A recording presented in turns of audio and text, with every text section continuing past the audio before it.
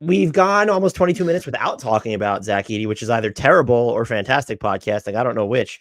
I have many questions about him, but the first one is, what do you think is going to be most noticeable, or what are you most excited to watch about his impact on this team, and why is it Instagram hype videos with Ja Morant? I mean, I don't know why it's Instagram hype videos. I mean, I do. People are just excited about new guys. I'm excited about Zach Edey, internet phenomenon. It seems like he has tons of fans. And I got to say, man, he drives traffic. So definitely when you're advertising this show, you need to use some Zach Edey art. I mean, I guess it's just you play college that long. I mean, he's a college basketball player that I knew of and knew what he looked like. To break through to my total ignorance of college basketball, the guy had to be a big deal.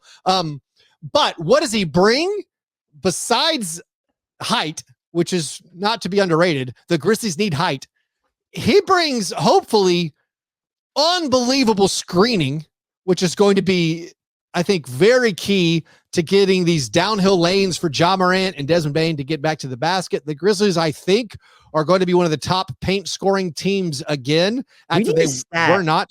I'm sure teams have this data available, but I want a stat of like how much space is like generated by these screens to like the runway it opens up, because Zach Edey will fucking probably set the record for that, or at least be in the top 5 this year. That first Summer League game he played, I think they were playing the Jazz in the Salt Lake City Summer League. Everyone was like hyping up. He blocked a shot, or like he dunked on Walker Kessler. That's fine. But one of the first plays, he set a screen for Scottie Pippen Jr., and Scottie Pippen Jr. had like 9 yards of space in front of him. Like it was I was like, I don't know, screen, space generated screen assist, something, come up with an acronym. But yeah, I think the like the screens that even Steven Adams was great at, the ones where you spread your legs a little bit too far, but they don't call it. Like Zach Edey is so big, he's going to free up everybody so much. And then beyond that, just his size and rebounding inside, the way he was just pushing guys all around. We only saw him play like 1 1/3 Summer League games, but the way he boxed out, it was Brook Lopez-ian and it was Steven Adams. Just moved. Like guys can't get around him. Like they had no hope of getting around him. So the rebounding, the screening, and then I think he's not going to get double teamed ever. He should be able to put the ball in the basket pretty easily. I think a lot. I think it's going to be a big mismatch for teams on the offensive end. So I think all of that stuff is really going to unlock a lot of things for the Grizzlies. Is there, when you look at some of his limitations, what would be your biggest concern about leaning on him, to play such a significant role as a rookie? I think the only one, and I'm not an expert on any of the draft guys yet. Like I said, I don't know any of the college players unless they're Zach Edey or they're that famous. The defensive issue on if he has to guard, a perimeter player, if he gets switched out, you assume that he's going to play constantly and drop and not actually get switched on to anybody in the perimeter. Like, what's that going to look like? How much of a scramble mode is that going to put the Grizzlies into and put them at disadvantages? Is he going to be able to, guard a guy like Brook Lopez who just stands on the perimeter? Like, are you going to lose some stuff there? But I have very few concerns about it. Like, I think it's going to be totally fine, especially when you consider the rest of the Grizzlies players. They're very good at defense. You have Jaren Jackson Jr. freed up to be more of the roamer he was the year he won Defensive Player of the Year. You have Marcus Smart, even if he's lost a step, very good defender. Vince Williams Jr. is a great defender. This was a team last year that was in the top 10 in defense, despite having none of their regular players. They lost their grip on that in the final few weeks of the season. But like, this team has been good at defense every year under Taylor Jenkins. I think they have enough players to make up for that, for whatever limitations Zach Edey might have on the perimeter. But then in the paint, he's going to be this huge deterrent. And also, I think his rebounding, ending the possession with the defensive rebound, he's going to boost a lot there. So because of that, I have maybe not that many concerns, about maybe issues he has guarding ball handlers and having to go out on the perimeter.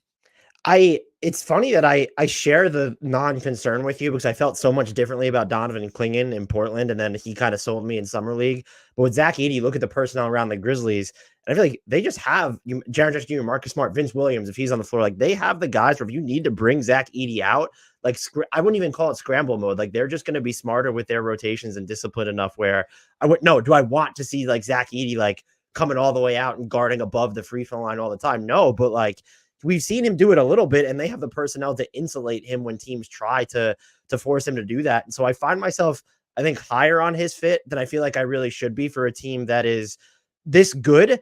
And they're leaning on a player who's so new, which I guess kind of leads me to my next question is like, he's just going to play a huge role for them right out of the gate.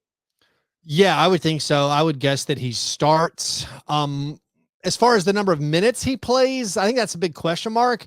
They didn't even play Steven Adams that many minutes. They didn't even play before him. Jonas Valanciunas didn't play that many minutes. I'm curious if they play him more than like 24 minutes a game. I would guess it's going to be somewhere in that 20 to 24 minutes a game.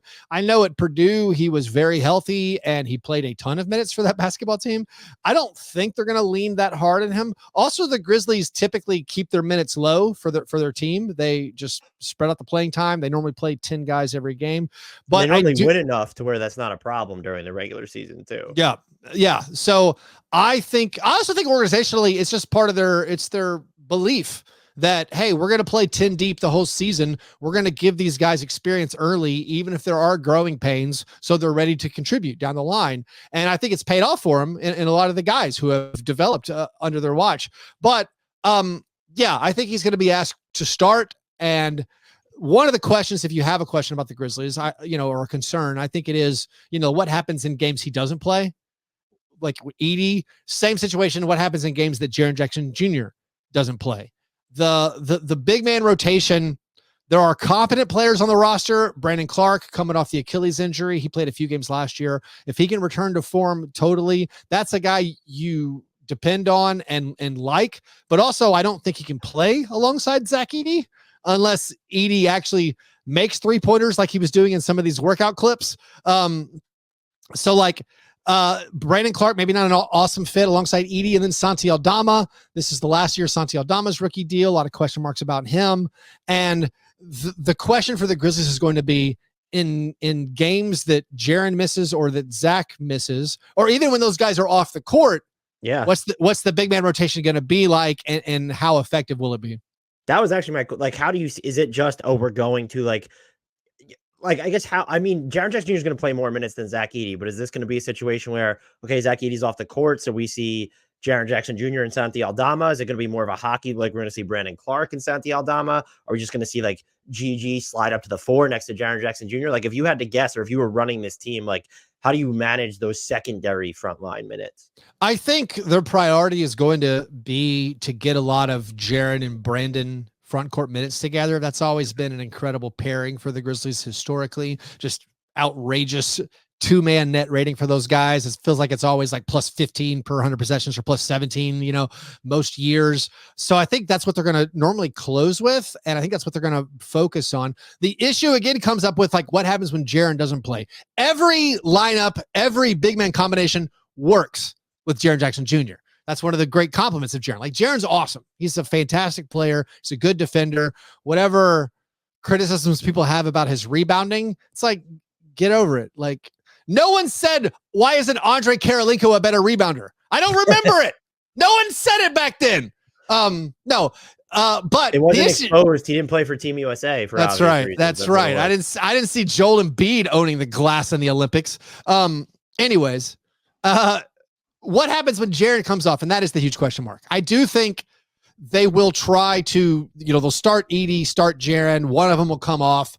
If Brandon comes off, if Jaren comes off first, then I think Santi's the guy to play alongside, Edey. But if it's the other ways, I just think you're focused on Jaren with Santi, Jaren with Brandon, and then it still is a question mark. And that's one of the issues maybe I have with the roster. It's still like, it feels one big short or one useful big. I know they signed Jay Huff, who was awesome in Summer League. I believe he's a 27-year-old guy on a 2-way.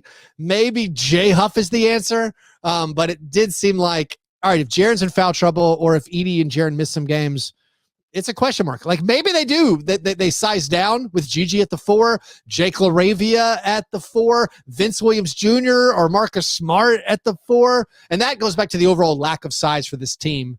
Outside of Gigi Jackson, there aren't wings with size really. And it seems like the NBA, the good teams have wings with size. So that is, I think, a valid question mark.